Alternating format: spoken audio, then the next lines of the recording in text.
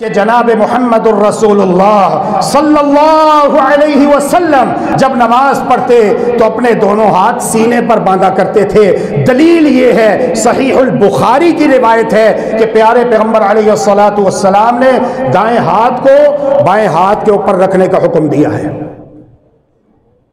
اور یہ ایک ہی حالت ایک ہی جگہ پر فٹ بیٹھتا ہے، سینے کے اوپر، ناف کے اوپر نہیں، ناف سے نیچے نہیں، یہ تو مشقت ہو جائے گی۔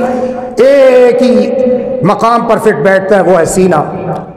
یہ پیٹ ہے، پیٹ کی حفاظت زیادہ ضروری نہیں، دل کی حفاظت ضروری ہے۔ شیطان یہاں پر حملہ کرتا ہے، انسان جب گناہ کرتا ہے تو سیاہ نقطہ بھی یہاں پر لگتا ہے۔ اللہ کے پیارے رسول صلی اللہ علیہ وسلم ارشاد فرماتے ہیں، جسم میں گوشت کا ایک لوتھڑا ایسا ہے، اگر وہ صحیح ہو جائے تو سارا وجود درست ہے، اور اگر اس کے اندر بگاڑ آ جائے تو سارا وجود انسانی بگاڑ کا شکار ہو جاتا ہے۔ وہ دل ہے، دل کی حفاظت ضروری ہے۔ دل مرکز ایمان ہے، دل مرکز تقوی ہے، دل مرکز توحید ہے، دل مرکز محبت ہے، لہذا ہاتھ بھی دل کے اوپر باندھ رہے ہیں، سینے کے اوپر، سنت کے مطابق۔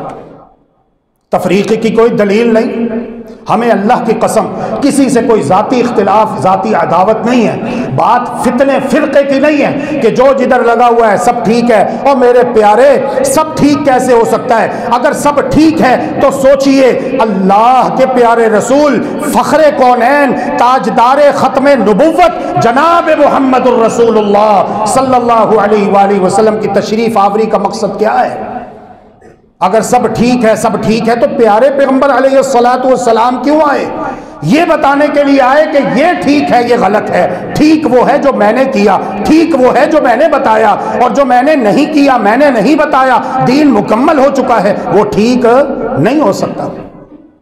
یہ تو قرآن مجید کی بات ہے، کسی مسلمان کو اختلاف نہیں ہونا چاہیے۔ اللہم انک عفو تحب العفو فاعف عنا، اللہم انک عفو تحب العفو فاعف عنا، الہنا فاعف عنا، فاعف عنا یا کریم۔